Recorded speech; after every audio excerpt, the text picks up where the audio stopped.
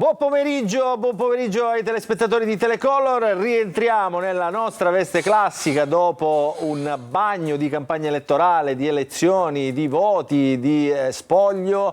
Adesso rientriamo nella nostra veste, diciamo quella classica, quella insomma che conosciamo con il nostro tavolo al centro dello studio, ma rimaniamo nei temi ovviamente ancora legati un po' all'ultima tornata elettorale, perché ci sono appunto delle questioni insomma che adesso nascono proprio di natura politica, che cercheremo di raccontare anche oggi come facciamo sempre. Nell'anteprima, intanto io vi faccio vedere lo studio, poi ve li presento gli ospiti. Oggi vi anticipo, lo vedete qua, già è con noi Giuseppe Antoci, nuovo eurodeputato del Movimento 5 Stelle. Silenzio per ora, parliamo dopo l'anteprima che è dedicata alle vignette di Totò. Quindi Totò, mi raccomando, comportati bene, e poi nella seconda parte parleremo e racconteremo anche che cosa sta succedendo dentro Forza Italia. Lo faremo con Fabio Mancuso dell'MPA e Gianfranco Miccichè, quindi una puntata ricchissima. Ci sono i colleghi Antonio Condorelli e Michela Giuffrida qui in studio con me. Prima però l'anteprima con le vignette che ci raccontano la settimana di Totò Coli. Ecco Michela, facciamo vedere anche Antonio. Non si parla, adesso nell'anteprima non si parla, è così, ecco Antonio. Allora, come ci vado, Totò? Mamma mia! Severissimo. Allora, che settimana è stata questa del dopovoto? Sicuramente la settimana che accompagna poi al G7, no? Insomma, è importante appuntamento di politica internazionale. Tu sei sveglio, ti vedo sveglio oggi, proprio così pimpante come sempre. Come sempre. Facciamo vedere le vignette. Dai. Prima vignetta di oggi, vediamola qui. La vediamo a tutto schermo, un attimo, eccola qua. Ecco qua. Chi sono questi? Il G7 in Puglia, questi sono Macron e la Meloni, che insomma non si sono voluti bene. Non si pigliano. Tirata di orecchiette. D'altronde dalla Puglia con furore. Prossima vignetta. Eccola qua, tu hai saputo che c'era Miccichè, eccola qua, Miccichè. Come mai tutta questa attenzione per il gatto? Poi gliele facciamo vedere a lui queste cose, tutta questa attenzione per il gatto. Perché hanno bevuto. Quindi insomma non muore mai. Prossima vignetta. Prossima vignetta, vediamo qual è. Sempre. Ti ha ispirato moltissimo questa cosa. Questa cosa del gatto. Lei portava il gatto con l'auto blu? Sì, ma non mi guardi in cagnesco. Questa è simpatica, questa fa ridere, dai, non fa sorridere, fa ridere. Prossima vignetta. La prossima. Ancora Miccichè, mamma mia. Quindi chi è? Il poliziotto dice: ho visto l'auto di Miccichè sfrecciare a 200 km. Come hai capito che era di Miccichè? Ha fatto miau. Questa cosa del gatto proprio ti ha appassionato. Poi gliela facciamo vedere pure Miccichè, queste più avanti. Abbiamo altre vignette, no? Sul G7, cosa abbiamo? Il G7, c'è stato il Papa al G7. Dopo quella uscita, no? Sul mondo della Chiesa, della Curia, la frase insomma che ha risuonato. E adesso quindi? Il G7 è troppa giorgiaggine. Troppa giorgiaggine, troppi, quanti sono? Tantissimi. Prossima vignetta, vediamo se ne abbiamo ancora. Io non lo so, vado con te, cioè proprio neanche le vedo proprio, le guardo con te in diretta in TV. Non ce n'è più forse. Non ce n'è più, chiedo alla regia, un cenno. Ce n'è ancora, tu che l'hai mandata? Eccola. Aspetta, questa è bella, perché questa hanno installato a Catania gli autovelox sulla circonvallazione, quindi li hanno messi in funzione e allora tutti i catanesi insomma sbraitano, perché questa è una strada dove si va un po' più veloce rispetto al limite dei 50 km/h, quindi si formano le code, si formano la fila e quindi... ci sono i famosi adesivi che si mettevano nelle macchine. Non si usano più col santino, no? Adesso gli hanno messo la foto di Trantino, eccola qua, la foto. Non correre, pensa a me. Era col ditino, era non correre, pensa a me. Ecco qua, va bene, questa gliela manderemo anche al sindaco di Catania, insomma, direttamente nella sua macchina, così si la mette nella sua macchina. Credo abbiamo finito. Questo Ho concluso. E con questo ho concluso. Grazie Totò, buon fine settimana anche a te, ci vediamo la settimana prossima, stiamo quasi per finire, a giugno finiamo, quindi poi te ne puoi andare a mare, ti puoi anche abbronzare.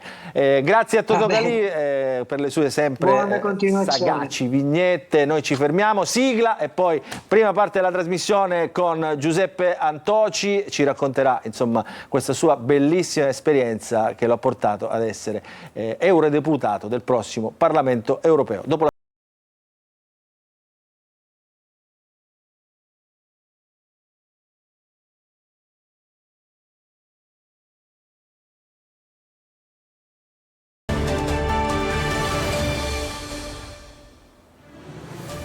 Ci risalutiamo, allora ben trovati al pubblico di Telecolor, ben trovati in un nuovo appuntamento con il Punto. Allora adesso sì, possiamo sentire le voci dei nostri ospiti che ho fatto vedere prima in studio. Allora benvenuto all'ex presidente del Parco dei Neboli, di oggi eurodeputato del Movimento 5 Stelle al Parlamento Europeo, Giuseppe Antoci, benvenuto. Ben trovati, ben trovati.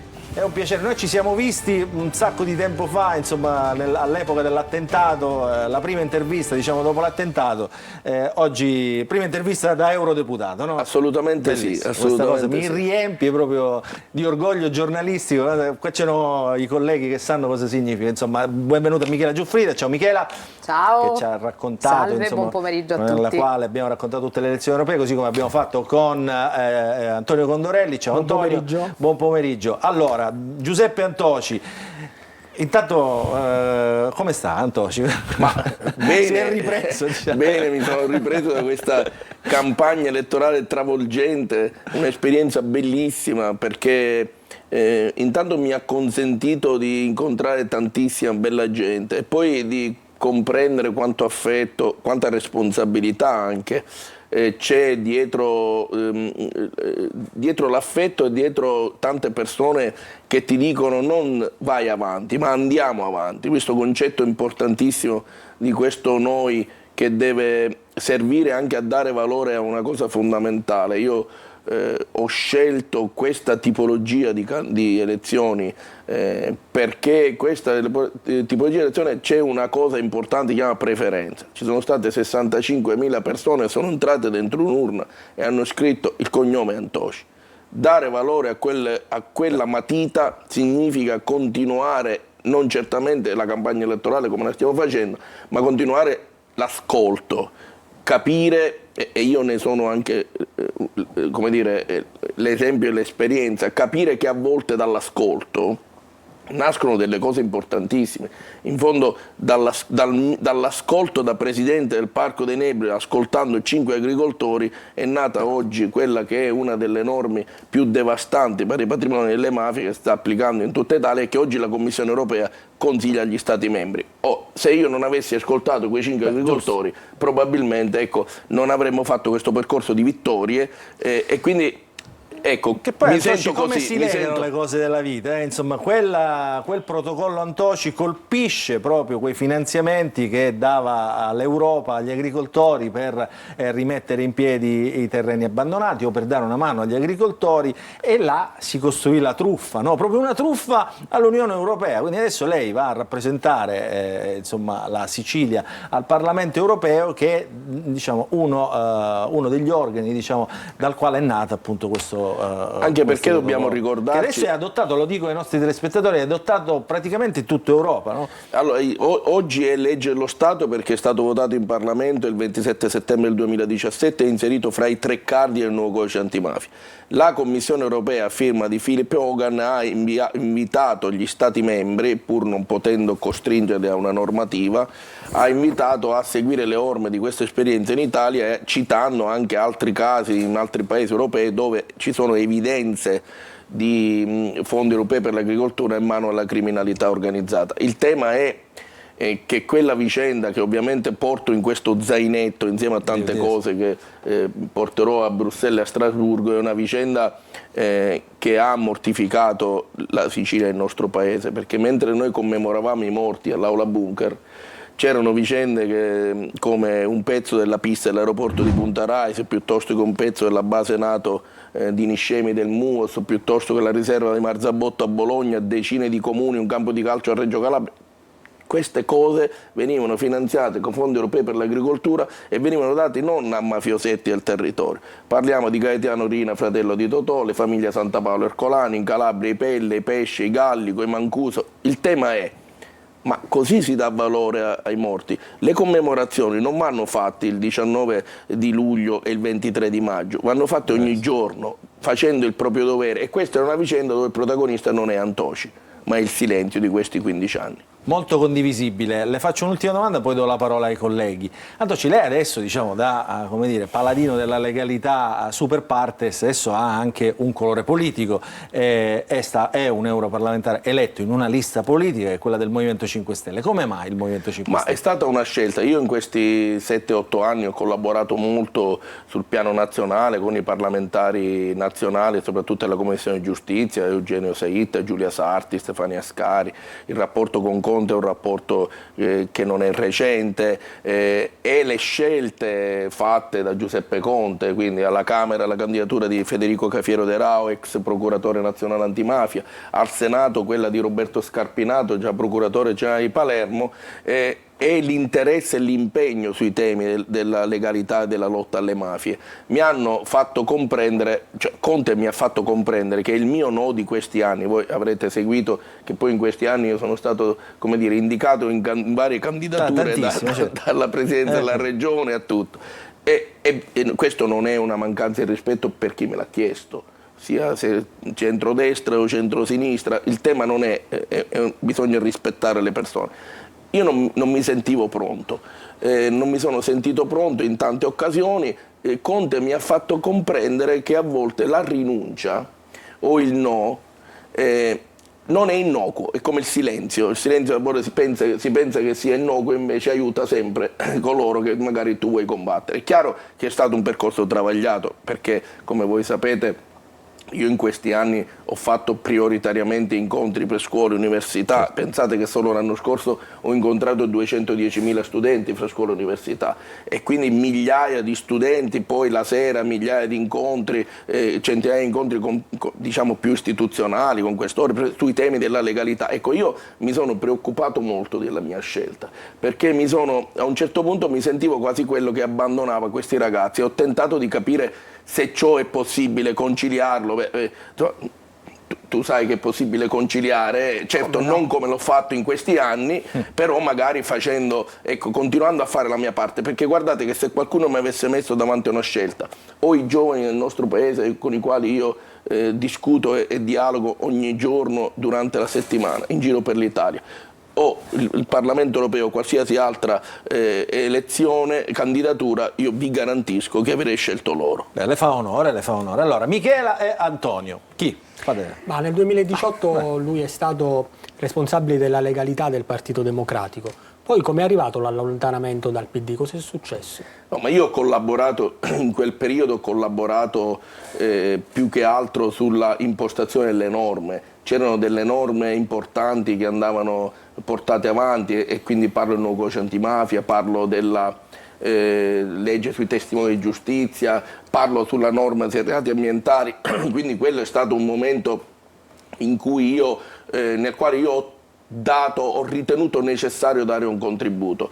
Non c'è stato nessun allontanamento, io non sono stato mai candidato a nessuna elezione, né comunale, non sono stato mai candidato in nessuna assemblea di partito, cioè io sono stato sempre una persona che ha dato il contributo, e il contributo in quel periodo andava dato perché quelle norme andavano portate avanti. È chiaro che poi io faccio il presidente onorario della Fondazione Caponnetto. Dal 2018 ho affiancato la moglie di Caponnetto alla presidenza onoraria. L'ultima cosa che io potevo fare è sovraesporre la fondazione e Betta Baldi Caponnetto a un mio impegno e interessamento politico diretto.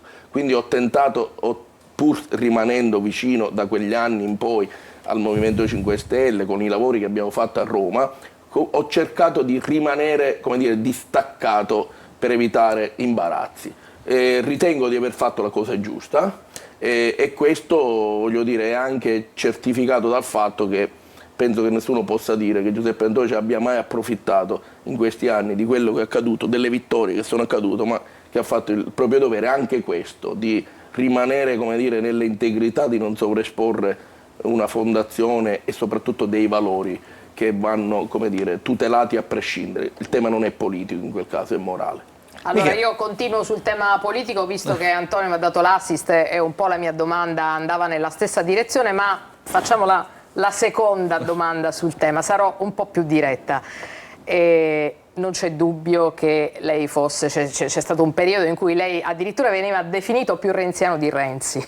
Non c'è dubbio che lei sia stato molto vicino al Partito Democratico. I suoi detrattori, non lo dico io, dicono che è stato il PD a tentennare, un po' come è stato fatto con Orlando, che non ha avuto motivo di non ammetterlo. Oggi la sua vincente, con grande soddisfazione, candidatura nel Movimento 5 Stelle. Ecco, non è cos'è successo nel frattempo, perché a questo punto sarebbe ovvio se venisse accreditata la tesi di quelli che vogliamo definire suoi detrattori, ma io farei: perché invece lei questa scelta non l'ha fatta col PD? Ma guardi, io non ho avuto nessun tipo di contatto col Partito Democratico. Quindi non ha avuto una proposta da parte io non ho avuto del PD. nessun tipo di contatto, perché io i contatti non solo col Partito Democratico, ma anche con altri partiti e non solo del centro-sinistra, che sono stati un po' interessati alle mie candidature, non solo a questa europea. Vorrei ricordarle che alle elezioni precedenti, e non solo io che lo dico, ma è una dichiarazione pubblica del segretario del Partito Democratico, mi è stato chiesto di candidarmi alle europee e io ho detto che non mi sentivo pronto a farlo. Infatti, perché? E quindi perché in quel momento non c'erano le condizioni, forse per una lista che era un po' c'erano le molto condizioni. agguerrita? Il tema non era le condizioni, perché io non avrei accettato, voglio dire, un'attività di portatori di voti o quant'altro, non è quello allora il tema. si diceva che lei volesse fare il capolista, No, diciamola tutta. allora guardi, io non siamo entrati neanche nel merito dei posizionamenti, e casomai non ero io che volevo fare, ma forse qualcuno che me lo chiedeva. Il tema non è questo, il tema è che in quel momento storico una mia sovraesposizione in politica poteva significare approfittare in quel momento di alcune cose. Io non mi sentivo pronto, mi pare che Nicola Zingaretti lo ha dichiarato pubblicamente, ha detto: Antoci mi ha detto di no, ne capisco le ragioni. Il tema non è questo, il tema è perché lo faccio oggi. Su questo la invito a riflettere, non su perché non l'ho fatto prima. Questo l'ha già detto lei, e siamo tutti d'accordo con lei. Lo dicono Aggiungo un'altra domanda, onorevole Antoci, e questa è... Onorevole Antoci come le suona? Sì. Diciamo non bene, Non c'è ancora non mi sto stata abituando. la proclamazione, ma questo è, questo sarà. La ricordiamo tutti in questo singolar tenzone con Claudio Fava, allora presidente della Commissione Antimafia. Volarono stracci e ci furono scintille, perché Fava, capo della commissione, quindi nella sua qualità, riteneva che ci fossero degli strani buchi nella ricostruzione del suo dolorosissimo evento, l'attentato. Lei rischiò la vita pesantemente. Oggi come sono i rapporti e come è andata a finire? I rapporti con chi, mi scusi? Con Claudio Fava.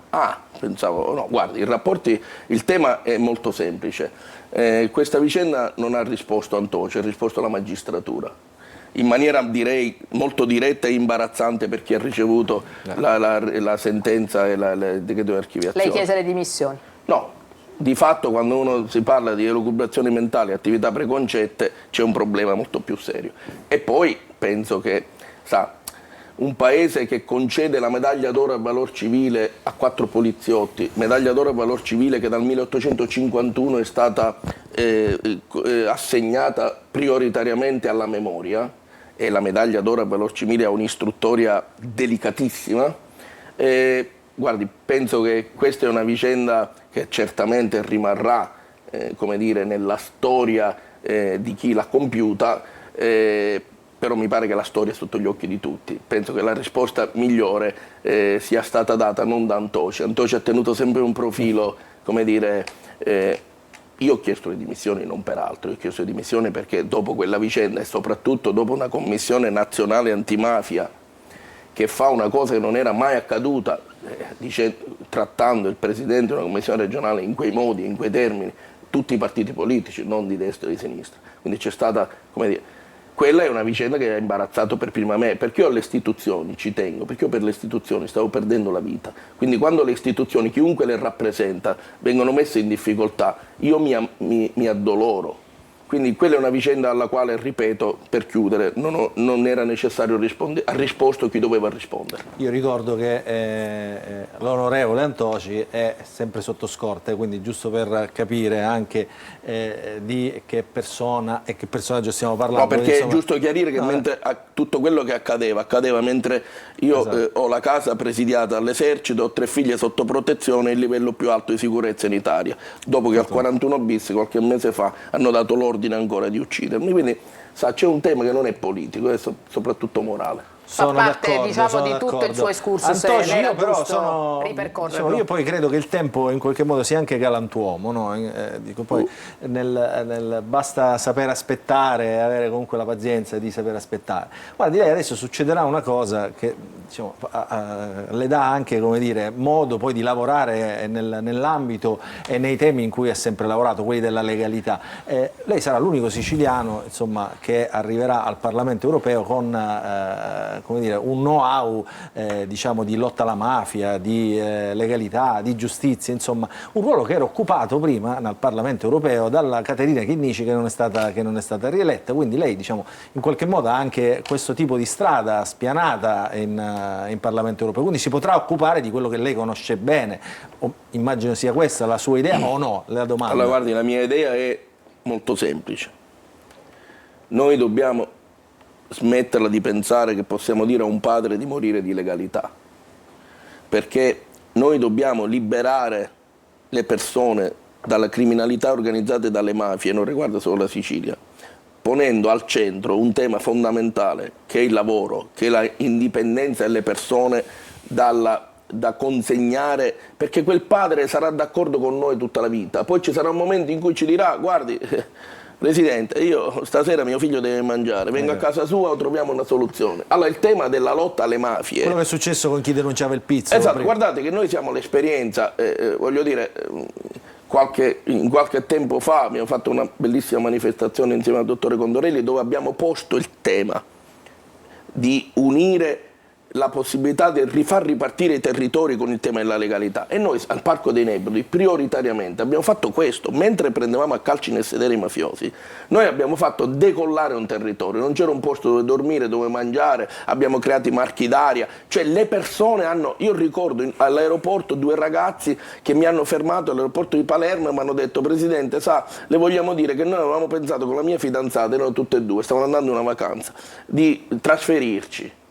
Sa che c'è? Che noi abbiamo capito, abbiamo visto che c'è questa esplosione all'interno del parco di turisti. Ogni sabato abbiamo aperto una struttura con 2 jeep che accompagniamo i turisti. Stiamo lavorando e abbiamo pensato: non ce ne andiamo. Allora queste sono le migliori vittorie contro le mafie, cioè quello di poter dare la speranza alle persone. Il tema è che a volte si consegnano alla criminalità organizzata perché non trovano speranza.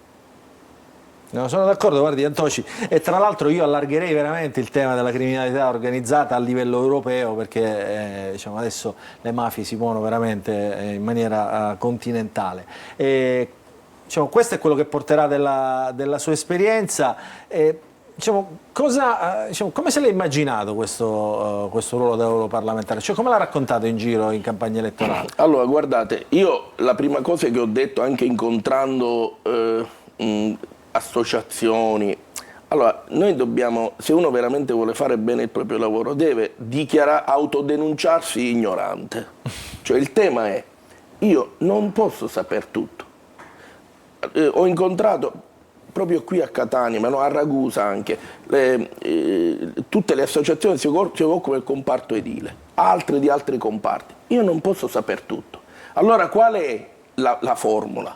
La formula è ribaltare la piramide, sedersi con le persone che hanno le competenze e anche l'interesse affinché le cose vadano avanti, poi facendoti le tue idee, capendo se ci sono come dire, atteggiamenti o richieste strumentali, cioè devi avere la capacità, no, di analizzare e filtrare, ma devi partire da chi ha le competenze, perché se tu vai a fare il parlamentare europeo e ti innamori delle tue idee, vuol dire che se avevi, come dire, l'aspirazione di fare questo percorso per problemi tuoi personali, e consentitemi di dire, qui penso che questo tavolo lo sapete tutti, che se io avessi voluto fare il parlamentare lo sarei già da 10 anni. Quindi il tema è come vuoi impostare la tua attività. La vuoi impostare pensando di saper tutto, andare là e magari farti consigliare da pezzi. Io penso che il parlamentare europeo vada fatto partendo, rivoltando la piramide, cercando di farti aiutare dalle persone che hanno le competenze, dalle associazioni, per cercare anche di trovare delle soluzioni. Poi le battaglie le fai, attenzione, il tema non è se le vinci, le fai, ci metti tutto te stesso, cerchi di vincerle. Però io penso che questo sia il ruolo, e questo penso che sia il ruolo non solo del parlamentare europeo, questo io penso sia il ruolo della politica. Della politica, non c'è dubbio. Senta, Antonio, qual è, l'ultima domanda. nella gestione del futuro si intravede la necessità di dover scavalcare da parte vostra il centrodestra e c'è la gestione di questo campo largo. Quali sono secondo lei le regole di questo campo largo e la strategia alla quale attenersi? Allora, è chiaro ed evidente che noi dobbiamo capire che solo uniti si può vincere, ma è chiaro ed evidente che bisogna costruire sui temi. Allora, ci devono essere dei temi identitari che ti uniscono e i temi si trovano per unire. Noi abbiamo l'esigenza di dare, come dire, la possibilità a questa terra anche di avere un cambio di rotta politica, di governo. Dobbiamo capire che per farlo occorre fare strade insieme, però mettendo i temi fondamentali, e quindi il cosiddetto campo giusto di cui parla il Presidente Conte è secondo me necessario, ma dovrebbe essere necessario in tutte le, voglio dire, anche nel centrodestra, cioè su cosa si unisce una coalizione. È come le elezioni. A me dicono, ma lei è stato il parlamentare europeo più votato, il centro-sinistra in Sicilia. Ma questo cos'è? Un merito o è una grande responsabilità? Il tema della politica è tu fai le coalizioni perché c'è Antoci che ti porta insieme al Movimento 5 Stelle un pezzo di 65.000 voti, perché Tizio ne porta 30.000, 40.000, 50.000 e quindi costruisce le coalizioni, oppure li costruisci attorno ai temi che vuoi portare avanti? Però, io penso... Qual è il tema più importante? No, ma a parte il tema, Antonio, dobbiamo ricordare una cosa, che Uniti si vince era il claim dell'ultima esperienza, a parte qualche esperienza amministrativa, delle regionali, però Uniti si vince, poi saltò tutto. Ho capito, però saltò tutto E non perché era un c'è stata problema una di battaglie. Ma l'ho capito, ma c'è stata una congiuntura politica. Ancora non c'era Antoci. Allora, a me è stato chiesto come Quindi la alle penso. prossime regionali sarete insieme? Io vado proprio... Io ritengo assolutamente di sì, troveremo il modo per esserlo, troveremo i temi per esserlo, ma è chiaro che se non lo siamo abbiamo un problema che non vinciamo. Quindi su questo, siccome i numeri sono inesorabili, L'avrebbe detto Catalano, i numeri questo. sono inesorabili, penso Sì. che questa riflessione il Presidente Conte e diciamo anche gli elementi territoriali qui come l'onorevole Di Paola e gli altri, cioè, noi ci abbiamo chiara l'idea di cosa significa coalizione, però vogliamo anche dare un'idea di coalizione che discute sulle cose da fare e non sui voti da prendere. Diciamo solo di questioni meramente politiche, Sì. di alleanze. Allora, onorevole Antoci, adesso devo chiamare onorevole, perché insomma, onorevole Antoci, tanto grazie per essere stato con noi, promessa rispettata, come sempre, di questo ne andiamo davvero, davvero orgogliosi. È la prima intervista che fa l'onorevole Antoci da eurodeputato, quindi lo ribadisco, per noi è importante. Ha studiato le lingue? Sì, vabbè, diciamo che mi difendo, ecco, mettiamolo così. Perché questo è importante, diamo un esempio anche a tutti i nostri Mi difendo, ma soprattutto, ve lo dico ancora una volta, io mi sento veramente una grande responsabilità addosso. E ho pensato sempre, lo dicevo a mia moglie e alle mie figlie, ma cos'era l'ansia da prestazione di quei giorni, di pensare di vincere le elezioni?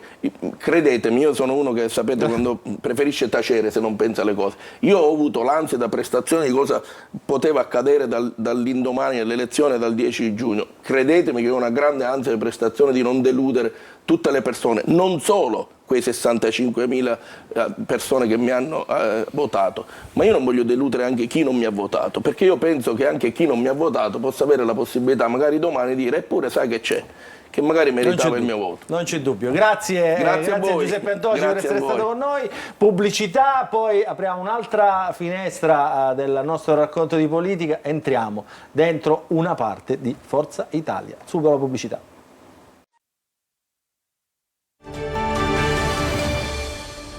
Rientriamo in diretta nella nostra trasmissione di oggi. Il punto cambio di ospiti, ci ha raggiunto in studio Fabio Mancuso, sindaco di Adrano, rappresentante del Movimento per le Autonomie, ma abbiamo in collegamento dalla sua casa di dove, onorevole Miccichè? Palermo. Dove siamo? A Palermo o a Cefalù? Eccola qua, perché non è banale. No, il confino è stato tolto. Ecco, infatti dico, non è banale. Allora, benvenuto all'onorevole Gianfranco Miccichè, anche lui parla per la prima volta dopo le elezioni europee, perché insomma ci darà anche la sua versione di come sono andate questa tornata elettorale. Miccichè, lei si sta divertendo in questo momento, vero? Cioè, lei è sempre... Ho sempre detto tutta la mia vita che io sono essere felice e lo sono sempre, per cui mi sono divertito tutta la vita, ho lavorato molto e ho usato quello che era il metodo Berlusconi, divertirsi lavorando, e continuo. Allora, a proposito di Berlusconi, oggi questa settimana ricade l'anniversario a un anno dalla morte del presidente Berlusconi, quindi insomma anche questo risultato ottenuto da Forza Italia, soprattutto, poi tutta la nazione ovviamente, ma soprattutto al sud, ognuno ci ha tenuto a dedicarlo proprio all'ex presidente del Consiglio Silvio Berlusconi. Allora, Miccichè e Mancuso, vi faccio vedere un servizio che racconta insomma come è andato il voto nelle città, servizio curato dalla nostra Simona Mazzone con Gaetano Iudica, che racconta insomma come si è diviso il voto nelle 9 province siciliane, proprio nelle città, e così cerchiamo di capire anche che percorso ha fatto il voto di Forza Italia, e poi cercheremo di analizzarlo, perché entrambi rappresentate 2/3 in questo caso di anime di Forza Italia, anzi forse anche di più, no? 2/4 credo, no? Perché dobbiamo metterci dentro anche altre componenti. Quindi vediamo il servizio e poi lo spiegate anche voi che cosa è successo.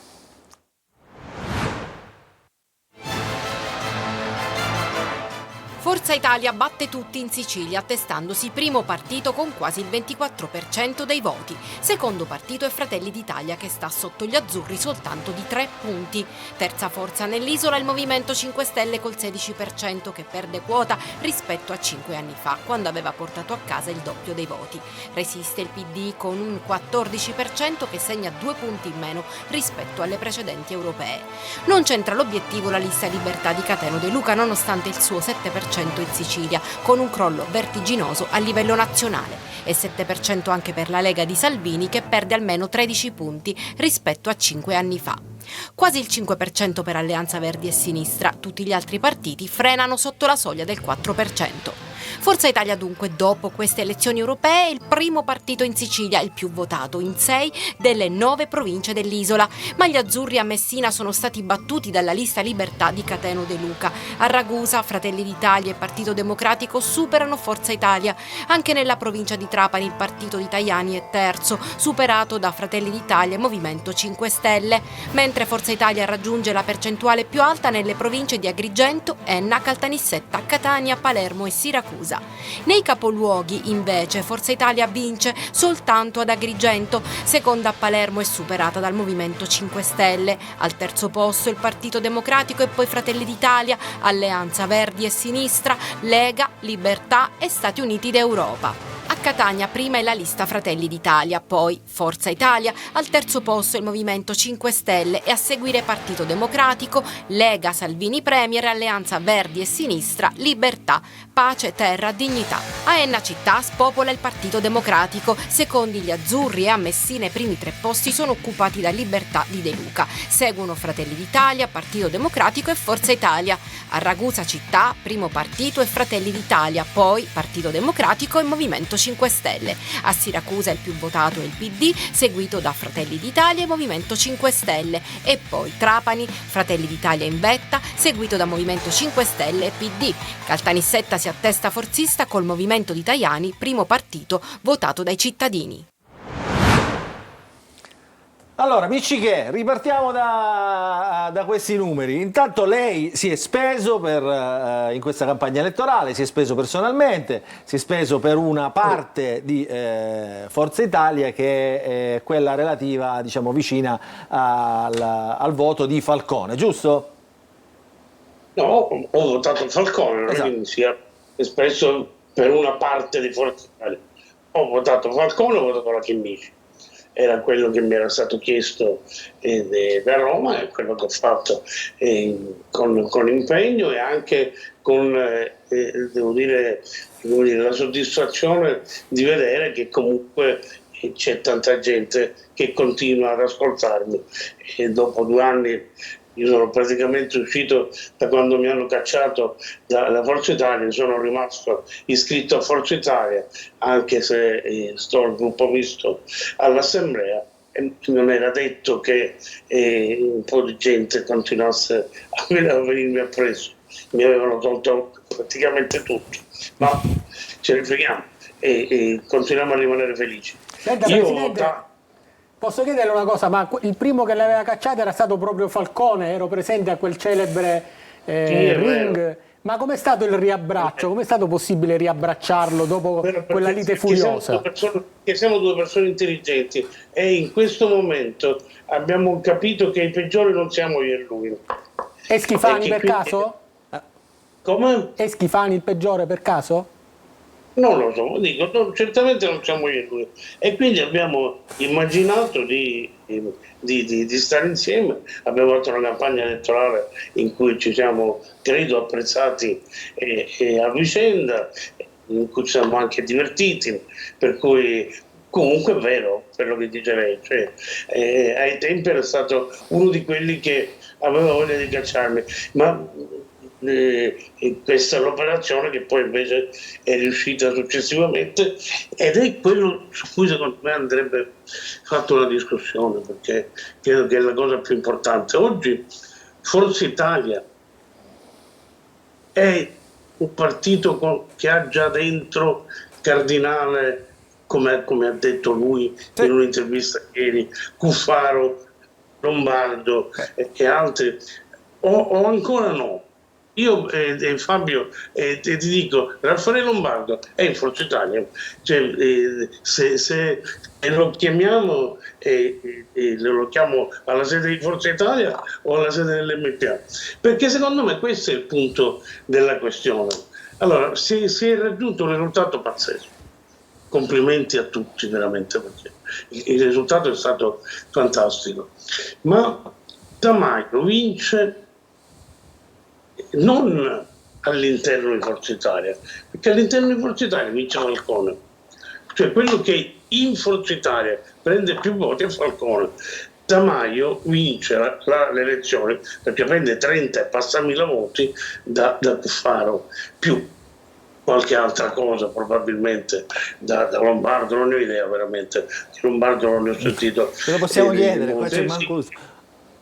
Sicuramente di Cardinale, quindi questi 2 pezzi, diciamo, del centro, ma non di Forza Italia, si sono indirizzati su Tamaio.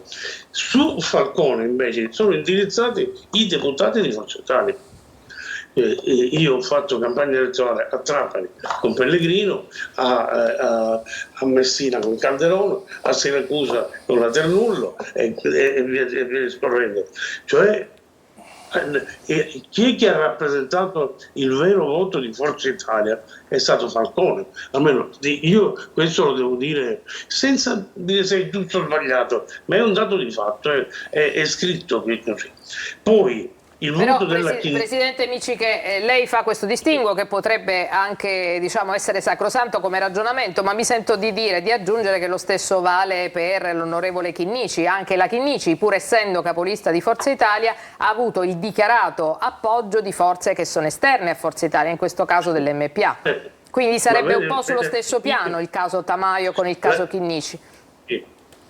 La Chinnici, che ho avuto peraltro modo di conoscere e apprezzare moltissimo in questa campagna elettorale, aveva dichiaratamente l'aiuto di Lombardo e non essendo mai stata in Forza Italia, se non nell'ultimissimo periodo, non aveva una base elettorale all'interno di Forza Italia, per cui quando Tajani ci ha chiesto di darle una mano, di votarlo, perché ci teneva che fosse eletto in quanto il capolista della lista di Forza Italia, ci siamo ritrovati con grandissima serenità e grandissima anche amicizia a votare per la Caterina Chinnici, ma il ragionamento del voto di Forza Italia alla Chinnici è andato certamente una parte, ma non sono 30.000 voti di Cuffaro dati a Tamaio. Cioè lei dice tutto quello che ha preso Falcone è un voto di militanti, iscritti, simpatizzanti che votavano e avrebbero comunque votato Forza Italia. Gli altri hanno solo in parte questa componente di voto. Esattamente. Ora questo non è un fatto indifferente. Però dico questo, scusi se la interrompo, questo diciamo nella strategia è vincente diciamo da parte di chi ha deciso di comporre le liste in questo modo, perché ha portato Forza Italia poi nel complesso, primo partito dell'isola, ha portato risultati entusiasmanti anche perché poi il voto della Sicilia ha alzato anche la media del voto nazionale. Ma infatti prima quadrava, è adesso che viene il bello, però la sostanza è che adesso viene il bello. Adesso tutti rivendicheranno ovviamente questa benissimo, infatti io questo dico. Allora, oggi, ripeto, c'è il mio amico Fabio Mancuso, persona a cui voglio molto bene, con cui ho avuto rapporti da decenni, e lo chiedo a lui: oggi Forza Italia comprende gli altri oppure no? Cioè ora, quando si deve cambiare l'assessore, chi deve andare al posto di Tamaio e chi deve andare al posto di Falcone, che sono di Forza Italia, si mette Abate perché ha votato Falcone? Abate, ricordiamolo però, non parliamo, Abate è eletto con Cuffaro nella nuova democrazia. Ecco, per cui io faccio domande un po' provocatorie e come dire, sul sentito dire. No, però Presidente Miccichè, le domande in teoria le dovremmo fare noi, da lei aspettiamo delle risposte, non faccia le domande, ci dia le risposte. No, lui l'ha fatta, quella domanda l'ha fatta a Mancuso. No, adesso poi lui lo coinvolgiamo, però da parte sua chi dovrebbe andare? Faccia i nomi. Chi merita di ricoprire queste posizioni al rimpasto? No, non ne ho idea, non mi interessa saperlo. Io sto parlando di politica e sto dicendo la Forza Italia diventa la vecchia DC con le correnti. Oppure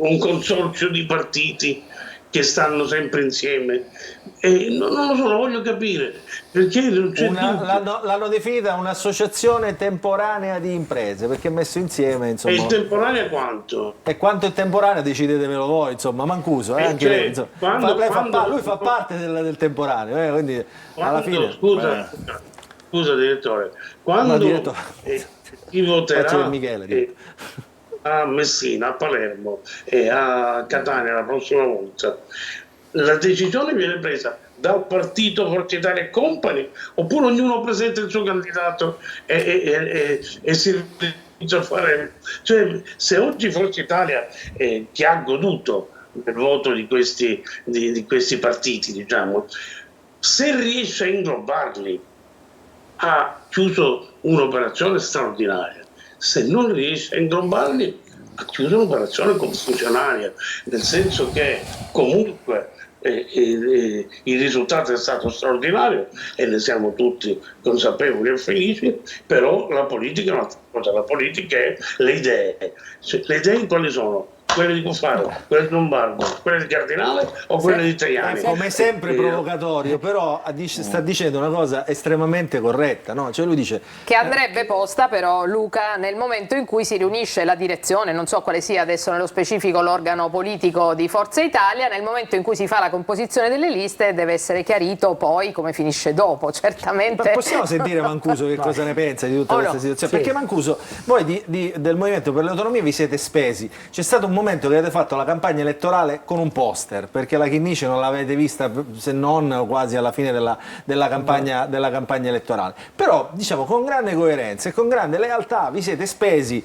diciamo, per portare al vostro elettorato all'attenzione Caterina Chinnici. Non è un caso che, prendo una provincia come quella di Agrigento, Forza Italia esca con il 36% dei voti. Là, ricordiamolo, ci sono Gallo, ci sono anche Di Mauro, che è, come dire, un vostro cavallo di razza. Attenzione, c'è anche Cuffaro in provincia di Agrigento. C'è anche Cuffaro, insomma, esatto. Quindi, insomma, non è un caso. La cosa più importante. La cosa più importante. Quindi, insomma, non a caso l'ho sottolineato. Intanto, grazie. Voglio ricordare insieme a Gianfranco nel 2000, quando entra la nave a Catania e a fianco di Berlusconi ci sono io e Scapagnini, e siamo diventati entrambi sindaci nel 2000 grazie a e quella nominati Cavalieri della Libertà, che lui nominava tutti i Cavalieri della Libertà. È vero, però per me è stato un momento importante, dove da lì è partita, insomma, poi la mia azione politica. Il Movimento per l'Autonomia, così come dice benissimo l'onorevole Falcone, neo-eurodeputato, è stato ospite in Forza Italia. E il Movimento per l'Autonomia ha un'autonomia propria, una forza regionale che è cresciuta anche in queste elezioni europee, ha appoggiato un candidato indipendente voluto dall'onorevole Tajani, anche capolista in Sicilia. Siamo orgogliosi del risultato. Siamo orgogliosi della nostra autonomia, siamo molto contenti di quello che abbiamo fatto in tutte le province siciliane. La nostra autonomia rimane nei territori, faremo i congressi tra non molto dopo l'estate, e la partecipazione al governo regionale con i nostri assessori sarà sempre coerente a un'area di centrodestra, quindi per molti diciamo, esprimere compiacimento e chiamarci ospiti potrebbe essere un insulto, per noi invece è stato assolutamente gradevole anche quello che è stato detto dall'onorevole Falcone, che oggi un po' ha rettificato, ma rispetto a questo ritengo che poi quello che chiedeva Gianfranco è molto più complesso. Convivere insieme su un progetto politico unico. Certamente è difficile farlo in Sicilia, non saprei se nelle prossime ore, nei prossimi giorni, il Partito Nazionale con cui abbiamo avuto l'interlocuzione e abbiamo chiuso l'accordo a livello nazionale possa mettere le basi per raggiungere obiettivi politici, perché si tratta di quello. Se c'è un obiettivo politico importante noi ci saremo, ci siamo già nell'azione amministrativa, ma quello politico è molto più importante e una riflessione deve essere fatta scevra da quelle che sono i primati, le vittorie, i numeri. C'è stata una campagna elettorale, io dico serena, competitiva, molto competitiva, dove la terzina aiuta, non aiuta gli altri. Se devo fare un po' di polemica, ma è proprio una polemica leggerissima, la Chinnici non era in nessuna terzina, non era compresa nei big del partito o, come dice Gianfranco, in quelli che hanno raccolto voti al di là anche di Forza Italia. La Chinnici era una candidata indipendente votata ufficialmente dal Movimento per l'Autonomia e da Gianfranco Miccichè, e una riunione è stata fatta anche dalla senatrice Ternullo, che poi è un riferimento anche di Gianfranco. Quindi queste erano le forze in campo. Nella competizione sono usciti quei numeri che non mi sembrano, sotto il profilo numerico c'è stato chissà quale stravolgimento. Tra Falcone e Chinnici 7.000 voti, tra Falcone e Tamaio 20.000 voti, insomma in un'elezione europea stiamo parlando di percentuali veramente bassissime, e dove i tre candidati avranno sicuramente ognuno di loro responsabilità di partito importanti, e io ritengo che anche Caterina Chinnici avrà il suo da fare tra qualche settimana sotto il profilo politico e sotto il profilo anche parlamentare. Aspetti un attimino, l'occasione è troppo ghiotta, quindi faccio una domanda secca sia a lei che al Presidente Miccichè, che non ha mai nascosto sul piano della verità alcunché. La domanda è questa: in questo momento Tamaio, per mollare questo seggio europeo, cosa chiede? Cosa sta chiedendo? O perlomeno cosa potrebbe chiedere? Qual è la partita che si sta giocando dentro Forza Italia alla luce di questi risultati, per fare andare Caterina Chinnici a Bruxelles oppure per fare altro? Diteci la verità. Presidente, risponda lei per primo. No, io non la conosco la verità. Ah, Presidente, No, lei la sa sempre la verità. no, Qual è la partita? io- Cosa chiede Tamaio in questo momento? Io posso solo immaginare, ma non ho certezza assolutamente di nulla, non ho partecipato a nessuna riunione in cui si è parlato di questo.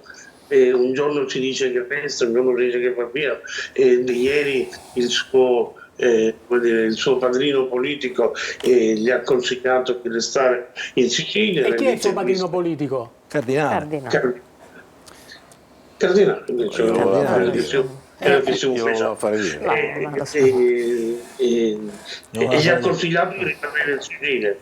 Io non so, ripeto, che cosa deciderà di fare lui. Certo, ci sono tutta una serie di meccanismi complessi, perché se lui rimane in Sicilia salta l'ingresso in Parlamento delle persone che c'è dietro, che hanno, credo, lavorato molto perché lui potesse vincere, quindi non ci rimarrebbero molto bene.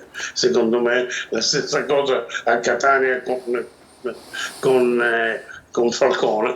Io credo che oggi la cosa più giusta e più normale che dovrebbe avvenire è che loro vadano a Bruxelles, avendo vinto una campagna elettorale in cui si votava per andare a fare, non ad immaginare, il deputato europeo, e invece la Chinnici, che ha dimostrato peraltro di essere una persona che veramente mi è piaciuta moltissimo, molto di più di quanto non potessi immaginare, credo che possa prendere uno dei posti in giunta che lasciano i due.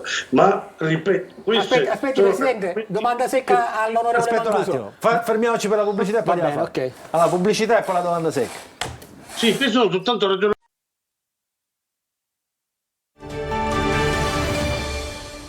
Rientriamo in un'altra parte della nostra trasmissione. Oggi ci stiamo occupando ancora di analizzare un po' quello che è successo alle ultime elezioni europee. C'è con noi l'onorevole Gianfranco Miccichè, ex presidente dell'Assemblea regionale siciliana, uno dei vincitori evidentemente di queste elezioni europee, e in studio con noi Fabio Mancuso. Quando parla Fabio Mancuso dico io come stesse parlando Raffaele Lombardo, insomma, per tramite, non faccia il modesto. E poi ovviamente Michela Giuffrida e Antonio Condorelli, colleghi con i quali stiamo cercando di sviscerare un po' di cose non dette o lette tra le righe di questi risultati. Allora, c'era una domanda secca di Antonio Condorelli per Fabio Mancuso. Caterina Chinnici, assessore alla sanità, e voi fate uno scaccomatto a Renato Schifani così? No, ma io non credo che si tratta di fare scaccomatto. Questo è un mio pensiero personale. Anche noi, non solo io, come Movimento per l'Autonomia, non abbiamo partecipato ancora a nessuna riunione, a nessun tavolo che possa fare ragionamenti di questo genere, quindi dico come la penso io. Tamaio non ha nessun motivo per fare l'eurodeputato. Ha tutti i motivi per fare ancora l'assessore regionale e forse aspira anche a qualche diciamo, titolo in più nel partito, ma non c'ha un solo motivo per fare l'eurodeputato. Questo è il mio ragionamento politico, e dove ritengo che Tamaio farà questa scelta, che non è dovuta a logiche di partito, a interscambio o altro, è dovuta a un posizionamento politico dentro Forza Italia importante, che lo farà valere nella giunta regionale, lo farà valere nel partito in Sicilia. Quindi lei la pensa come cardinale, di Ha fatto. colto l'input che gli abbiamo dato durante la pubblicità, Esatto. vedi, è stato più esplicito, un po' più diretto. però onorevole Mancuso, contraddirsi no, perché ha detto non per logiche di partito, ma alla fine perché si è candidato, se non ha nessun motivo, proprio per contarsi, per affermare quella che è una leadership, probabilmente anche una leadership futura. Non dimentichiamo che lo scenario adesso porta tutto e tutti verso le prossime elezioni regionali. Ma infatti ci siamo contati, e i tre competitor all'interno di Forza Italia hanno raggiunto lo stesso risultato. L'ho detto poc'anzi, dove la differenza numerica, e poi se andiamo a calcolare le terzine... Sì, Falcone rivendica di aver fatto questa campagna elettorale ma quella è una corsa ai numeri, l'ha detto lui nell'intervista. La Soli con la terzina non si conta nulla, sono tutte e tre sullo stesso piano, non c'è differenza numerica e questa mancanza di differenza numerica ha rafforzato il partito, ha rafforzato la lista. Questa è la logica vecchia di Gianfranco che ha utilizzato per molti anni, oggi è stata replicata e ha portato il partito da un eurodeputato a 2 eurodeputati. Questo è il grande risultato di Forza Italia. In questo una momento competizione... però, onorevole Mancuso, stiamo tenendo sullo sfondo Cuffaro. Anche lui può rivendicare i 60 e cocci di 60.000 voti di Massimo Dell'Utri. Non Quindi credo, in questa contesa... A me non risulta che Cuffaro ha fatto un accordo con Forza Italia, che ha votato un candidato voi invece avete fatto. in Forza Italia. Noi l'abbiamo fatto. Io ero presente con il nostro fondatore Raffaele Lombardo. E cosa diceva l'accordo?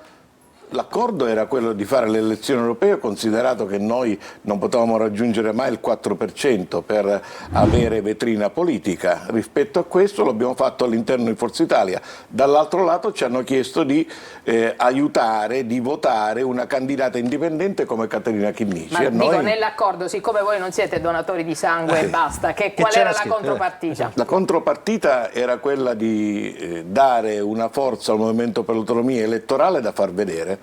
Ci siamo riusciti con Caterina Chinnici e quindi le prossime elezioni sono quelle regionali. Partiamo dal dato di Caterina Chinnici, che mi sembra un dato rispettabile, all'interno ospite della lista di Forza Italia. Vi aspettate, facciamola più breve, stringiamo il su, vi aspettate un posto in più in giunta? Bravo. O una delega più pesante tipo quella della sanità? Ci aspettiamo gli accordi regionali che vengono rispettati. Se noi dovessimo avere un deputato in più nelle prossime ore, nei prossimi giorni, o perché c'è una vittoria a Messina del deputato Luigi Genovese, o perché c'è qualche aggregazione al nostro Movimento per l'Autonomia, ci aspettiamo che con 5 deputati 2 assessori vanno al Movimento per l'Autonomia.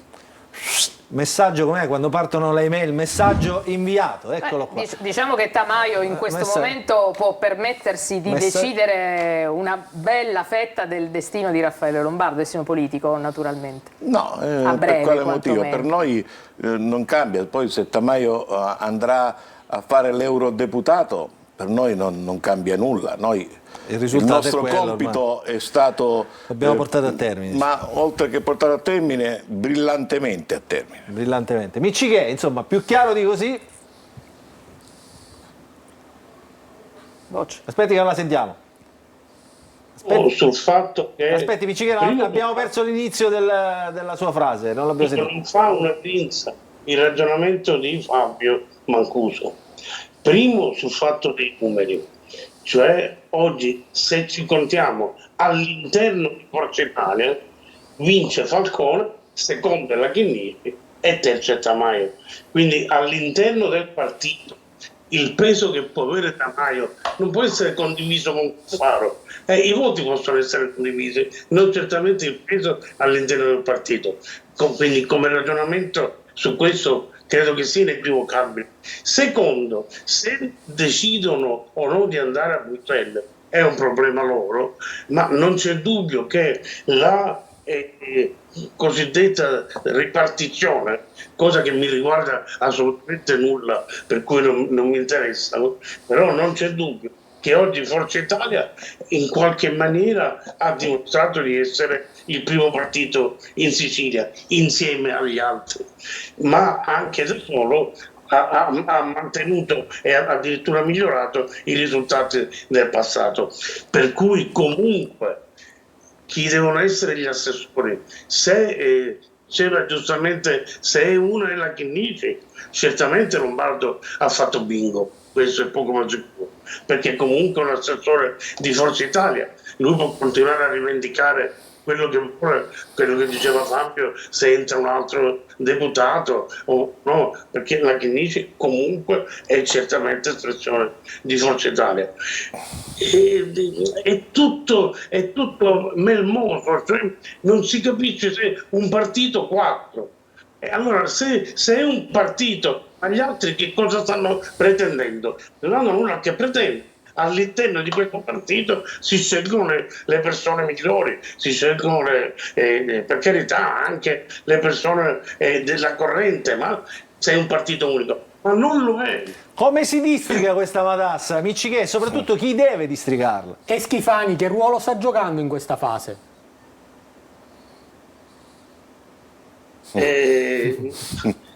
Io credo di saperlo, ma non lo dico. No, lo deve dire, Presidente. Non è da lei, non è da lei. Lo deve dire. Può immaginare, facciamo come fa lei, Siamo qui per immagini. questo. Volete sapere quello che io penso? Sì. Mi viene da ridere, però è così. Secondo me Schifani sta lavorando per essere nuovamente candidato al Senato, puntando a essere Presidente della Repubblica. Questo Presidente del Senato? Presidente della Repubblica. Conosco bene. Aspetti, amici, che abbiamo perso. Sì. Può ripetere per favore, perché non si è capito. Secondo lei? Secondo me Schifani sta puntando a rafforzarsi e a fare amicizie, perché il suo obiettivo è tornare al Senato e candidarsi alla Presidenza della Repubblica. Questo insomma. Per cui è ovvio che i vari Cuffaro, Lombardo Non ne ha mai fatto mistero. gli sono utilissimi, per cui sarà disponibile a dare a questi signori tutto, se ne frega di Forza Italia, perché lui punta sicuramente a fare il Presidente della Repubblica.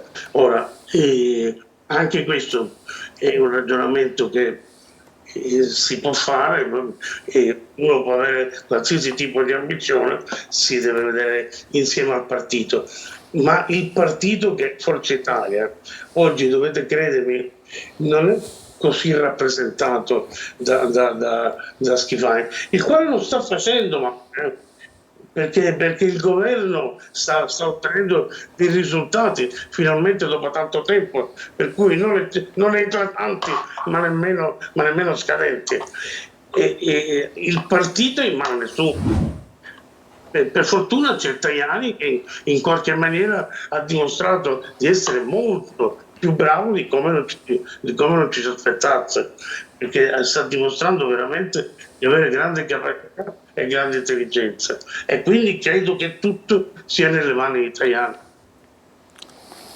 Più chiaro di così anche qui. Con una ipotesi mediana che qualcuno adombra, che potrebbe non scontentare nessuno per il momento, mettendo poi comunque una cambiale per le elezioni regionali, che voglia Tamaio provare l'ebbrezza del Parlamento europeo, quindi insediarsi, e per poi giocare la partita delle elezioni regionali in prima persona, forte anche di questa esperienza, giusto per il ragionamento che faceva l'onorevole Mancuso, va a fare l'europarlamentare per tornare in Sicilia al momento giusto, con un accordo, con un accordo preventivo, dice tu vai là, poi ti richiamiamo, che starebbe anche nel disegno dell'onorevole Miccichè. Non hanno mai funzionato queste cose. Credo che ne abbia tutto il diritto, voglio dire, se lo volesse fare ne avrebbe tutto il diritto, perché ha dimostrato comunque di essere uno forte e anche capace.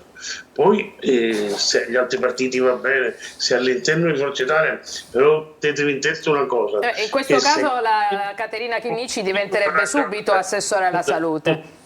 Così, se continuano a ragionare pensando di spaccare sempre il partito,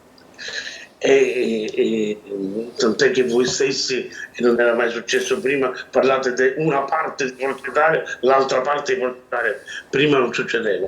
Se loro continuano a spaccare il partito, qualsiasi uomo di Forza Italia si può dimenticare di essere presidente della regione, questo è poco ma sicuro. Se il partito è unito, perché tutti vengono considerati, tutti vengono trattati per come è giusto che sia, allora tutti insieme in Forza Italia possono decidere di proporre Tamaio piuttosto che Falcone, piuttosto che Caruso, che il presidente della regione. Ma se il partito è spaccato, vi posso garantire che il presidente della regione forse dare. Comunque dobbiamo anche dire che Schifani la campagna elettorale l'ha fatta per tutti i candidati per quanto ci riguarda, è venuto anche qui a Catania per Caterina Chinnici, ha girato in lungo e in largo appoggiando qualsiasi candidatura non c'è dubbio di che il Forza ruolo, Italia. ha giocato il ruolo, diciamo, che ha giocato il Schifani regista è stato straordinario, cioè, questo è il risultato. Assolutamente, quindi ha rilanciato quella Guardi, che è l'azione di giusto governo. perché c'è Miccichè, all'indomani credo poco dopo, diciamo, questo exploit, diciamo, questo risultato straordinario di Forza Italia, c'è stato proprio uno, diciamo, degli uomini più vicini a Gianfranco Miccichè a riconoscere, insomma, questo risultato. Non era scontato, diciamo, anche visto il pregresso che c'era stato prima con Schifani, con la segreteria regionale, eccetera eccetera. Quindi insomma il risultato di Schifani è stato... Sì, se c'era qualcuno che lo riconosceva faceva la parte dell'imbecille, perché il risultato c'è stato inequivocabilmente, per cui su questo non si discute. Noi stiamo parlando di un'altra, non del risultato della lista, ma del risultato di Forza Italia e da chi è stato costruito questo risultato. Perché non c'è dubbio, ripeto, che anche sul voto di Tamaio è molto intervenuto il presidente della Repubblica, e quindi tra Falcone e Tamaio, Falcone è appoggiato da 4 deputati regionali, ha ottenuto un risultato che è già numericamente superiore a quello di Tamaio, ma ripeto, io sto facendo un ragionamento che poi non mi interessa. Chiarissimo, Miccichè. Allora, un attimo, siamo praticamente alla fine di questa... No, volevo dire a Gianfranco, al di là chi votava chi, ma insomma, quando trovavamo qualche elettore che votava Tamaio, mettevamo Chinnici, noi, o metteva Falcone, non è che cambia il risultato, il bacino è diventato più grande perché c'erano grandi forze che appoggiavano, insomma, questi 3 outsider che poi sono diventati, quindi c'era un bacino così grande, che è la tua formula, fare un bacino grande per avere la possibilità di mettere quanto più candidati possibili, che ha permesso a tutti quanti di fare questa bella competizione, che poi ha avuto un risultato primo, secondo, terzo, ma poco importa. Il problema, come hai detto tu, è assolutamente politico. Chi farà, chiamiamolo tra virgolette, il federatore dentro Forza Italia per fare una grande forza e poi aspirare a qualcosa di più importante? Perché io non la vedo così serena poi la candidatura prossima alla presidenza della regione. Fratelli d'Italia aspira pure, quindi rispetto a questo anche loro hanno giocato la loro partita e ci sono giovani anche bravi da quel lato, quindi la situazione potrebbe diventare incandescente. E anche altri componenti secondo me in questo momento ai box. Miccichè, prima di chiudere però un attimo volevo ritornare su quella storia che abbiamo raccontato anche con le nostre vignette di Totò Calì, la storia del gatto, dell'auto blu, insomma, come fine dico, la vicenda insomma in sé è delicata perché insomma ovviamente ci sono state le ripercussioni giuridiche, però diciamo io la butto lì anche sorridendo. Lei lo sa che è diventato, come dire, l'idolo degli animalisti con questa storia del gatto che correva con l'auto blu a salvare il gatto. Io devo dire che purtroppo quello che è stato il mio gatto per 15 anni è morto, per cui proprio il giorno dopo, il giorno dopo che si fece questa cosa. Peraltro un gatto a cui era molto affezionato, a mia figlia, che fa la veterinaria, quindi io gli mandai da Santa Croce un video del gatto e lei mi disse mandamelo subito, portamelo subito. Io avevo la macchina che comunque sarebbe dovuta tornare a Palermo, cioè mica l'ho chiamata da Palermo per farla venire a portare il gatto, era qui, sarebbe comunque dovuto tornare a Palermo, c'era urgenza. Di tutto il resto di quello che si è raccontato. Guardi, questa è la vignetta di Totò Calì che fa anche sorridere. Dice, ho visto la macchina di Miccichè, come sai che era la macchina di Miccichè, perché insomma faceva un miau. E di tutto il resto io credo di avere più che chiarito ai giudici, ai PM, quelle che erano le contestazioni che mi sono state fatte, e io non ho mai usato di nulla nella mia vita, e nemmeno in questa occasione. Poi la macchina ho deciso di restituirla, se no non mi toglievo il confino, dovevo rimanere fermo, quindi va bene così, chi se ne frega, ma tutto quello che io ho fatto era quello che era previsto dal regolamento, non c'è stato nulla che io abbia fatto se non questa cosa del gatto, ma ripeto, comunque era qualcosa che non era un danno per l'amministrazione, perché comunque stava tornando a Palermo, ma il fatto che tutto ciò non riguardava danno per l'amministrazione è scritto nella stessa sentenza, che infatti ritiene che i danni ammontino a 2.000 euro. In 2 anni. Fabio Mancuso, appena saputo che è morto il gatto, ha fatto una battuta, dice: è venuto meno l'oggetto del contendere, quindi insomma il colpo del gatto. Io il gatto ce l'ho molto affezionato, una gatta, Pacchi, la mitica Pacchi, che è stata con me tantissimo tempo. La conosciamo. E che comunque, ripeto, se dovesse ricapitare domani lo rifarei. Chi se ne frega della galera. Lì è Miccichè, allora, dice Miccichè, questo è Miccichè. Dico Gianfranco, ogni volta, siccome già è passato, non c'è bisogno che dici lo rifarei. Se quello sei tu, che è la tua spontaneità, no? Perché è chiaro che è una vicenda che lo comprendo. Però poi speculano su queste parole, no? Lo rifarei. Non te ne frega niente, lo so bene. Hai ragione, ma io nella vita ho fatto sempre tutto quello che ho considerato il tuo. E domani una cosa di questo genere la continuerei a considerare giusta, se no non l'avrei fatto. Certo. Allora, grazie a Gianfranco Miccichè, ex presidente dell'Assemblea regionale siciliana. Resta ancora il gruppo misto o ritorna a Forza Italia, il gruppo di Forza Italia? Devo capire, ripeto, sono qua in attesa di capire che cos'è Forza Italia. Ho capito, va bene. Ci sono troppe cose da capire. Ho fatto un comunicato subito dopo le elezioni dicendo mi sono trovato benissimo con i miei compagni di Forza Italia, e Pellegrino, a Trapani, un po' con tutti, per cui quella la considero casa mia. Poi sai, se però tu devi stare in una casa in cui ti tolgono le chiavi per non farti entrare o ti chiudono il bagno quando ci devi andare, diventa tutto difficile. Un po' più complicato. Allora, grazie Gianfranco Miccichè, grazie Fabio Mancuso per essere stato con noi, ringrazio i colleghi Michela Giuffrida e Antonio Condorelli. La parte che riguarda la politica finisce qui, subito dopo la pubblicità ritornando nella veste classica del punto, ritornerà anche la buona notizia con Assia La Rosa, subito dopo la pubblicità.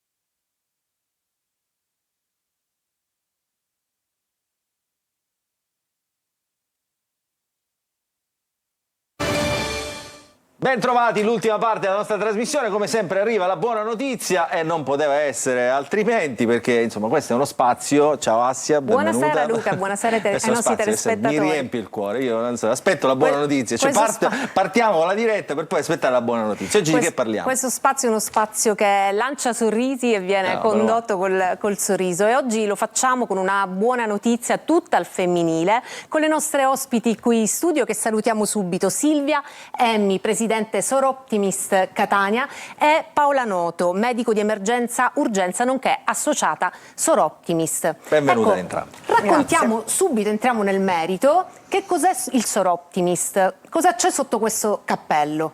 Sì, il Soroptimist è un'associazione mondiale di donne che ha come obiettivo l'avanzamento della condizione femminile e dei diritti umani.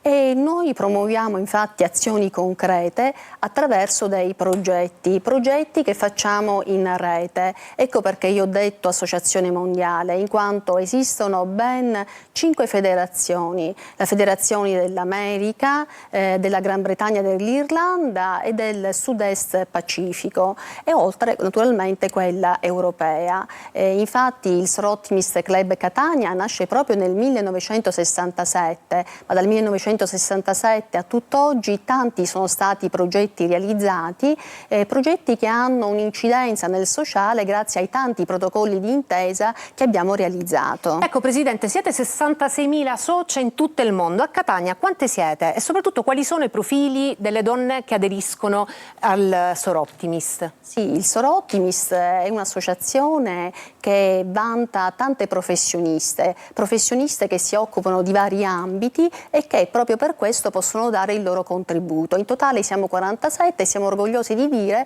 che proprio nell'ultimo biennio ben 8-9 socie sono proprio entrate nel Soroptimist e si sono subito attivati per dei progetti di grande interesse sociale per la promozione proprio delle donne. Quindi Luca, riassumendo, sono donne con alto profilo professionale e manageriale che operano attraverso progetti concreti e pratici incidendo sul sociale. E tra le nuove associate c'è anche Paola Noto, che oltre ad essere medico è una mia carissima amica, che sta portando avanti proprio un progetto all'interno del carcere di Catania. Si chiama Si sostiene in carcere. Ecco, vogliamo raccontare di cosa si tratta? Sì, allora ciao Assia, ciao Luca. Si sostiene in carcere è un progetto che grazie al Soroptimist è partito nel 2016, nel biennio 2016-2018. Le iniziative che il club porta all'interno del carcere sono numerosissime. Per esempio nel 2016 è proprio nato il progetto La bellezza dentro e fuori, che consisteva nel fatto che 9 detenute venissero formate proprio in partnership con una grossa casa di bellezza siciliana, e proprio formava le detenute per insegnargli un mestiere, in modo tale che una volta uscite dal carcere potessero spendere quanto imparato e quanto acquisito fuori dall'attività. Fra l'altro il progetto si è portato avanti negli anni, adesso proprio in quest'ultimo biennio cercheremo di realizzare proprio un salone di bellezza all'interno del carcere, perché non so se sapete che dentro il carcere c'è il barbiere ma non esiste il parrucchiere, quindi un progetto concreto che porta del benessere alle detenute. Ma poi riesci a fare anche il tuo mestiere all'interno di questi progetti, perché ti spendi proprio a favore del benessere e soprattutto della salute. Sì, io sono entrata nel Soroptimist da quest'anno e ho cercato di capire come potevo portare la mia professionalità, che è appunto quella di medico, all'interno del club. E un'iniziativa che mi è venuta in mente è stata quella proprio di diffondere insieme ad altre socie, che mi preme ricordare, Assia, che sono la dottoressa Emanuele, la dottoressa Provvidenza, la dottoressa Maugeri. Insieme a loro abbiamo creato un progetto di prevenzione delle malattie cardiovascolari. Facciamo vedere la locandina. Sì, questa appunto è la locandina. Già abbiamo avuto 2 incontri, uno il 29 febbraio e uno qualche giorno fa, proprio il 6 giugno. Entriamo dentro il carcere, spieghiamo alle detenute quali sono le condizioni che portano a un aumentato rischio di patologie cardiovascolari, quindi gli spieghiamo, non so... Stiamo vedendo queste immagini. Sì, una corretta alimentazione, la necessità di una corretta attività, chiaramente non fisica, perché all'interno del carcere non possono fare tanto, ma gli spieghiamo come abbattere lo stress attraverso esercizi di respirazione. E poi c'è un momento che riguarda proprio la visita, con la misurazione dei valori pressori e l'eventuale segnalazione di qualche caso particolare ai colleghi che operano dentro Piazza Lanza. E quindi consegnate proprio un kit informativo? Sì, ogni detenuta sta ricevendo un kit informativo dove ci sono appunto tutte queste schede con il corretto stile di vita, in particolare questa brochure, che è un po' una brochure riassuntiva su quanto noi abbiamo fatto e gli andiamo a dire. E poi alla fine del progetto, che sarà in autunno, consegneremo delle magliette personalizzate con il loro nome e il logo, insomma, che avete visto sulla locandina. Ma Presidente, da poco avete anche stipulato un protocollo con l'Arma dei Carabinieri. Il progetto si chiama Una stanza tutta per sé. Sia a Catania che a Mascali nasce uno spazio di accoglienza completamente nuovo. Raccontiamo anche questo progetto. Sì, il progetto Una stanza tutta per sé è un fiore all'occhiello del Soroptimist Club Catania. Infatti già a partire dal biennio 2016-18, con la presidenza di Maria Silvia Monterosso, è stata realizzata la prima stanza presso la caserma dei Carabinieri di Catania di Piazza Verga. Si tratta di un luogo in cui le detenute possono trovarsi a proprio le donne che vogliono denunciare violenza possono trovarsi a proprio agio. E lì dico perché a proprio agio. messaggio, perché anche abbiamo giocato molto sul cromatismo e grazie ad una socia pittrice, Maria Antonietta Marino, abbiamo realizzato questi quadri, un ambiente quindi accogliente che permette alle donne appunto che hanno subito violenza di poter confessare i loro problemi. Anche a Mascali nel biennio 2021-22 con la past president Lisania Giordano è stata realizzata a Mascali un'altra stanza tutta per sé. E chissà, magari in progetto ce ne saranno tante altre, perché in tutta Italia ci sono più di 256 stanze tutte per sé. Perché questo è il problema, no? Cioè mettere poi chi denuncia non lo fa mai volentieri, ha sempre delle ritrosie, quindi magari metterli in un ambiente, come dire, che accogliente. Più che accogliente, che li metta proprio a loro agio. Lo si fa anche con i bambini, quindi complimenti, questa bella iniziativa. Però posso fare una domanda? Perché a me poi non è che questo Sir Optimist è una cosa per donne ricche che vogliono mettersi un po' in mostra, Assolutamente no, non è il classico, diciamo, club service in cui le donne mettono un tailleur, è invece un club service di donne attive che si impegnano nel sociale, che ci credono e che lo fanno anche col sorriso, perché lavorare insieme in equipe con gioco di squadra permette di realizzare grandi cose. Infatti ci tenevamo a raccontarlo proprio perché loro veramente spesso agiscono senza troppa promozione, troppa pubblicità, e proprio questo spazio di oggi nasce da una chiacchierata. Quindi è una buona notizia. È una buona notizia autentica. Ma Paola, quando vi riunite, quando trovate questo tempo, come passate e trascorrete il tempo insieme e soprattutto come tirate fuori le idee da portare avanti?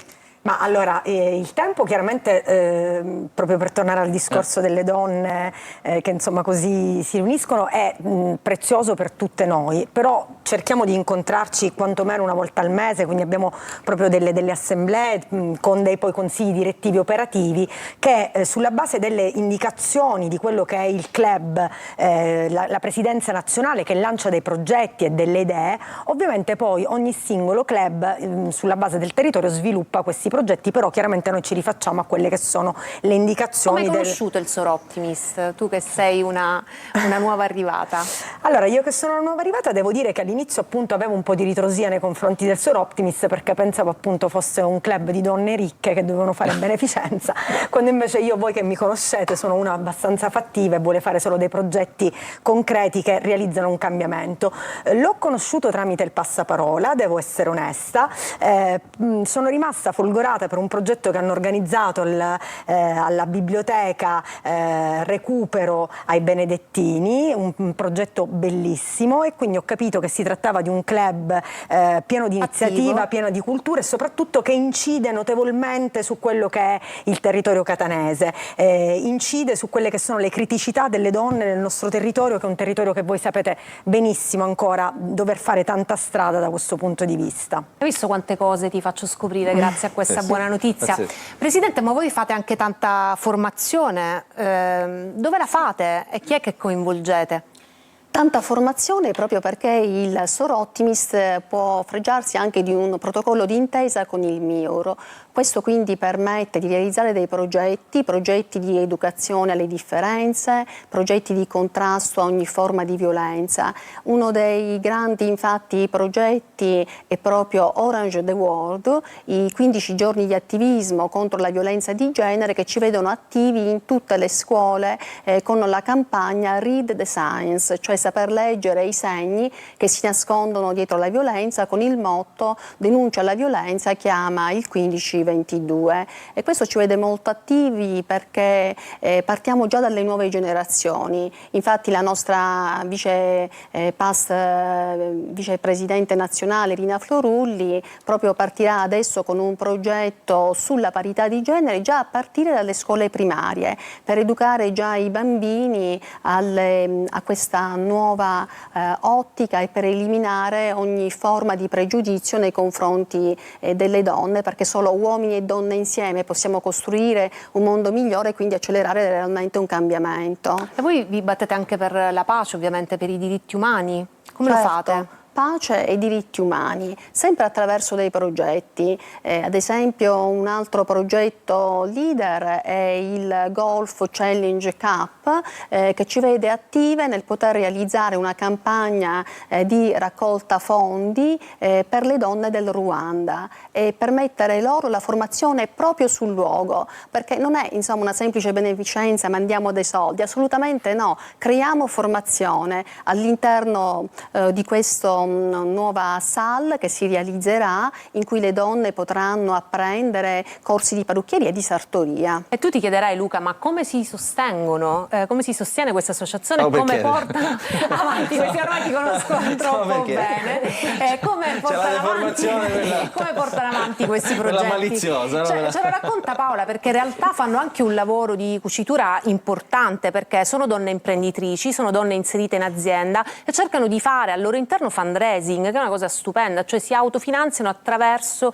le aziende delle associate, è corretto? Sì, allora per esempio scendendo nel concreto, il progetto quello di Si sostiene in carcere di prevenzione delle malattie cardiovascolari, la stampa della brochure piuttosto che le magliette ovviamente ha un costo, è proprio una nostra socia, Caterina Maugeri, che è anche una donna imprenditrice, ha sostenuto il progetto. Quando si tratta di investimenti più grandi, di progetti più ampi, è chiaro che noi cerchiamo partner, cerchiamo fondi, cerchiamo soggetti che sono disposti, che credono nel progetto e sono disposti a investire una quota parte in noi e chiaramente nella validità del progetto. Però sai, questa cosa mi sembra molto interessante. Una sorta perché di attività di lobbying comunque con l'accezione più nobile del termine. In generale, tutte le buone notizie che abbiamo raccontato di questo tenore, chi fa qualcosa per altri, è come dire, ha anche questa funzione, no, di tramite, no, per far conoscere qualcosa, e allora ben venga, no, questo tipo come dire, si dice in maniera anglosassone fundraising, però insomma va bene così, no, perché nel senso basta veicolare, insomma è importante anche veicolare, perché molto spesso anche chi può non fa perché non sa come fare, no? Questo è un Oppure po'... perché magari pensa che sono semplicemente soldi spesi e poi non vede l'esito di quella spesa. Invece in questo modo, per esempio, si vede l'esito di quanto speso e quanto fatto. Non è un laboratorio, non è un salvadanaio dove mettere la monetina, ma è realmente un mondo che si muove grazie a iniziative concrete. Questo è importante. Presidente, avete visto qualche risultato, diciamo, lei che magari da più tempo dentro, diciamo, Sì. che è duraturo, diciamo, nel tempo? Abbiamo visto tanti risultati, lo stesso progetto Si sostiene in carcere, è stata un'emozione profonda, perché entrando dentro il carcere a contatto anche con le detenute si esce fuori migliori, e lo stesso l'abbiamo visto anche per un progetto realizzato l'anno scorso dal titolo Mindfulness, il benessere del caregiver. Abbiamo dato sostegno e benessere alle donne caregiver che si prendono cura dei loro figli, oppure ancora con diversità, oppure dei loro genitori anziani, ma non pensano mai a loro stesse. Quindi abbiamo dato questo benessere grazie a un partner che ci è venuto incontro, il dottor Mazzullo, con la sua associazione Teatro dell'Accademia, e in questi 8 incontri, dopo veramente ci siamo commossi, abbiamo realizzato anche una intervista a queste donne che sono rimaste molto riconoscenti, perché dare anche un briciolo di luce, un raggio di luce diventa importante per tutti. Beh, complimenti. Bene. Credo che abbiamo raccontato al meglio il Soroptimist, grazie appunto alla Presidente, grazie a Paola Noto, che sono attive all'interno dell'organizzazione. Io chiuderei con gli obiettivi del Soroptimist, perché serve sempre ricordare e rispolverare ai nostri telespettatori. Promuovere consapevolezza di sé e della propria identità di genere, sensibilizzare alla cultura della non violenza con azioni che impediscano stereotipi sessisti, riconoscere e valorizzare le differenze di genere, promuovere il rispetto. Questo in mezzo a tanti altri che principi dovrebbero essere poi dei principi, diciamo, per tutti, comuni. Esatto, questo in mezzo a tanti altri principi che ispirano la loro azione ogni giorno, e noi vi ringraziamo per essere state qui oggi. Grazie dottoressa Emmi, grazie dottoressa Noto. Grazie anche a te Assia per questa buona notizia di oggi. L'appuntamento invece con Il Punto torna la prossima settimana, sempre qui su Telecolor, sempre il sabato. Buon proseguimento di giornata a tutti.